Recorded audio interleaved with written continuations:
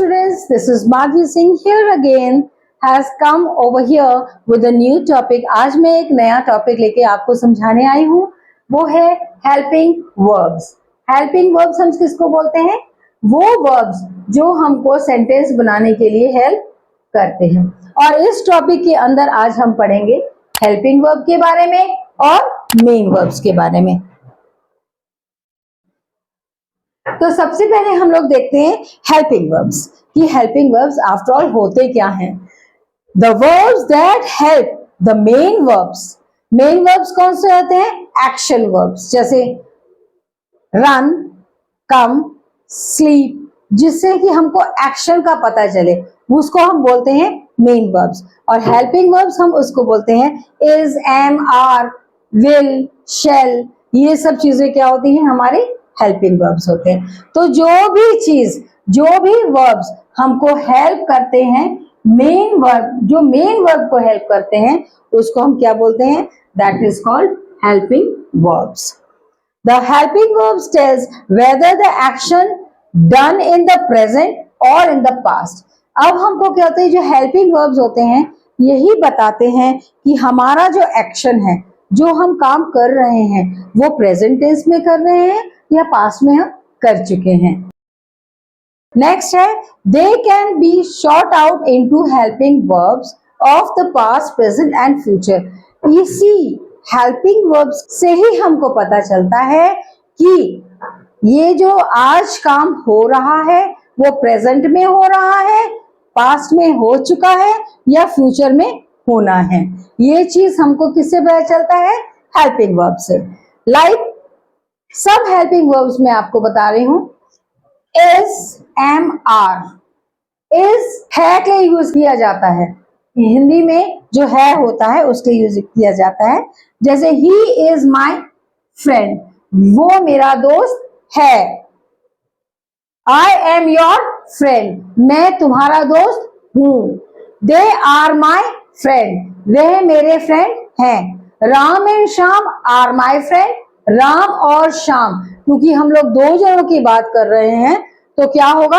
Are my friend. जब दो से ज्यादा लोगों की बात की जाती है प्रेजेंट टेंस में तो हम आर का यूज करते हैं। उसके प्रेजेंट के बाद अब हम बात करते हैं पास्ट की।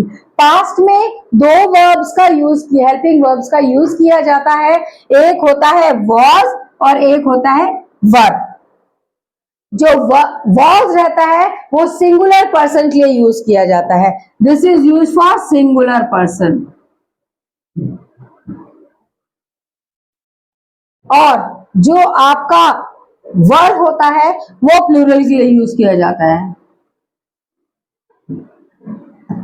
ऑलराइट, तो सिंगुलर के लिए हम वॉज का यूज करेंगे। He was coming from market, वो मार्केट से आ रहा था। तो हम लोग इसमें वॉज के लिए क्या यूज कर रहे हैं? था। वो मार्केट से आ रहा था। Now were, they were coming from market, वो मार्केट से आ रहे थे। Will and shall, will and shall का यूज किया जाता है फ्यूचर टेंस के लिए। फ्यूचर में जो होने वाला है उसके लिए का यूज किया जाता है। Now some examples are given over here. He is my friend, वह मेरा दोस्त है। I was at his house, मैं उसके घर में था। आई विल बिकम क्रिकेटर, मैं फ्यूचर में क्या बनने जा रहा हूं? क्रिकेटर। तो ये हो गया हमारा प्रेजेंट टेंस का एग्जांपल, ये पास्ट का और ये फ्यूचर का। Now main verb, main verb हम किसको बोलते हैं? The main verbs that shows the action in the sentence is known as main verb. जो एक्शन वर्ड होता है, जैसे मैंने पहले भी आपको बताया, like run, cry, sleep, falling, through, etcetera, ये सारे हमारे क्या कहलाते हैं? They are called action words या action verb. Ram ran down the hill, Ram ran, ran मतलब भागा है, ये उसका क्या हुआ है? एक्शन किया है उसने, किस चीज का? दौड़ने का। Rani clean the room, Rani ने क्या किया है? She has clean the room. Grandma left soon, मतलब लेफ्ट मीन्स वो जा चुकी है, एक ये एक्शन वर्ड है।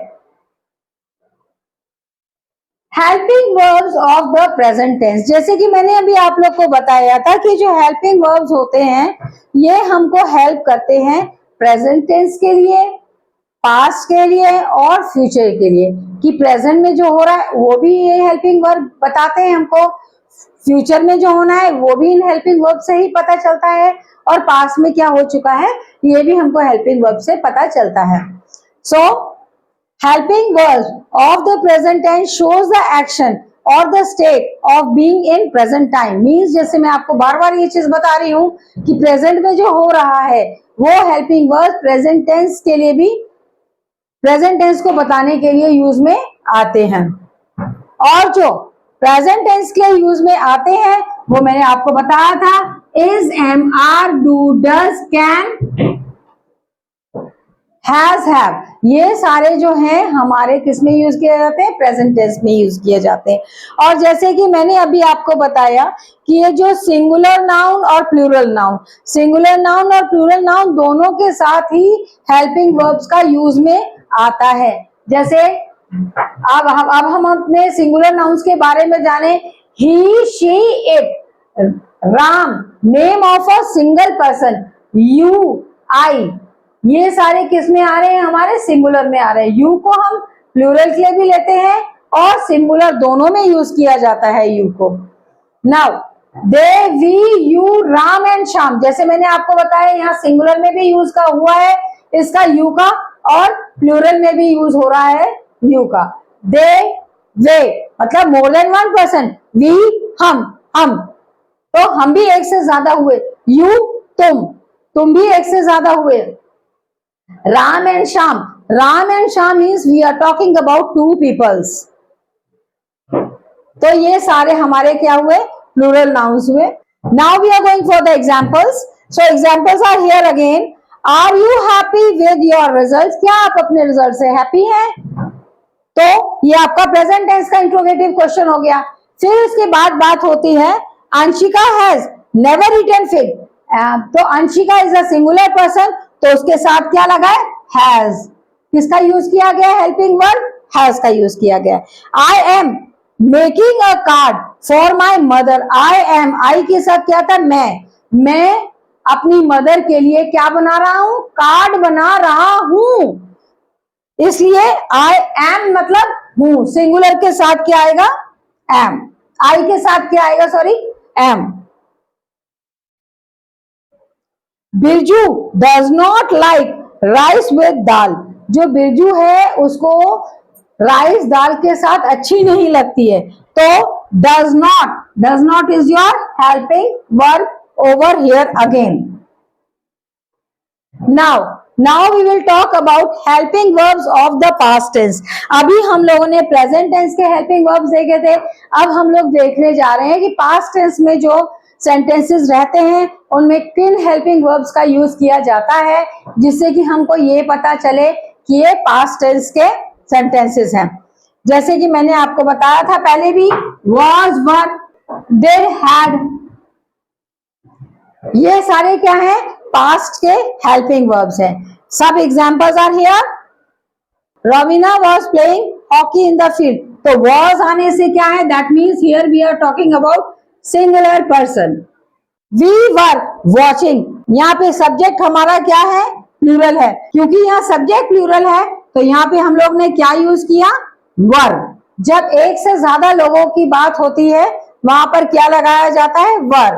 We were watching TV when we heard the news, तब हम लोगों ने न्यूज सुनी।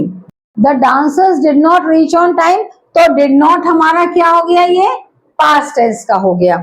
संचित had never seen a more beautiful house, संचित हैड क्या हो गया हमारा, हेल्पिंग वर्ब हो गया, किसका, पास्ट का। Now we will talk about the future tense. Future tense में ये बताया गया, the helping verbs of the future tense shows an action or a state which will happen in future, जो future में होने वाला है, जो भविष्य में एक्शन होने वाला है, उनके लिए जो हेल्पिंग वर्ब यूज किए जाते हैं उनको बोलते हैं helping verb for future tense. इनमें जो फ्यूचर में जो हेल्पिंग वर्ब्स लगते हैं उसको हम बोलते हैं विल एंड शेल। दो यूज किए जाते हैं, विल एंड शेल। और जनरली ये बात कही जाती है कि आई और वी के साथ हम लोग शेल का यूज करते हैं। जनरली जरूरी नहीं है कि हम इसके साथ आई के या वी के साथ ही शेल लगाएं, दे के साथ भी लगा सकते हैं। They shall dance over here, ऐसा हो सकता है कि वो यहाँ नाचें। Now the examples are the film star will perform next week. The film star will perform next week. मतलब जो फिल्म स्टार है वो will हो सकता है कि वो अगले हफ्ते डांस या परफॉर्म करें। Shall we dance to this song? क्या हम इस dance shall we interrogative. The truth will come out one day. सच्चाई एक दिन will आएगी ही आएगी। जब हम लोग कॉन्फिडेंट रहते हैं कि हाँ ऐसा होना ही है, निश्चित है, तब हम लोग will का यूज करते हैं। और shall का जब हम कंफ्यूजन में रहते हैं, ऐसा होगा कि नहीं, जैसे for example it shall rain. अगर वेदर रेनी है तो हम लोग क्या बोलेंगे, इट शैल रेन। हो सकता है आज बारिश हो या हो सकता है बारिश हो। लेकिन अगर हम ये बोलते हैं इट विल रेन तो इसका मतलब ये है कि हम निश्चित कह रहे हैं कि बारिश आएगी। तो हम लोग वहां पे किसका यूज करते हैं, विल का करते हैं। I shall take a holiday for my birthday. मैं हो सकता है कि मैं अपने जन्मदिन के लिए छुट्टी लूं।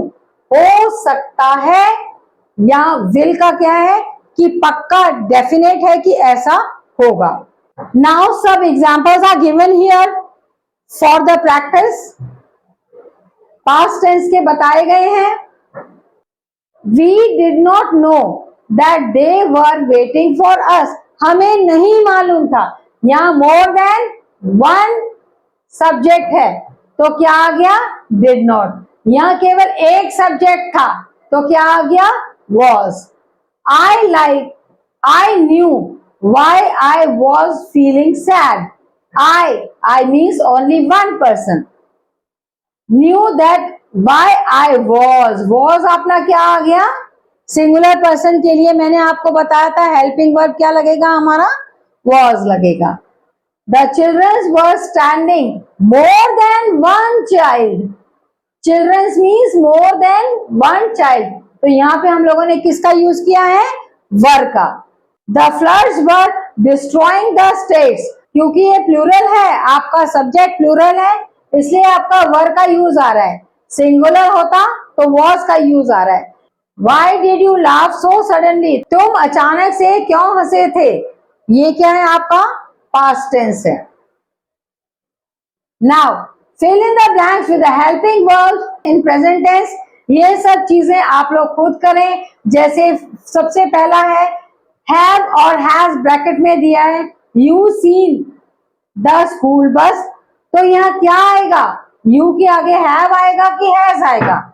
आपको रूल में ये चीज बताई गई है तो यहाँ आएगा have you seen। have you seen has singular के साथ आया, ठीक है। और यू जो है हमारा ये सेकंड है, सेकंड पर्सन है। तो इसी तरीके से अब आप इस एक्सरसाइज को करिएगा। These are the exercises which have been given to you. ये आपके एक्सरसाइज के लिए दिया गया है, फ्यूचर टेंस का, प्रेजेंट टेंस का और पास्ट टेंस का।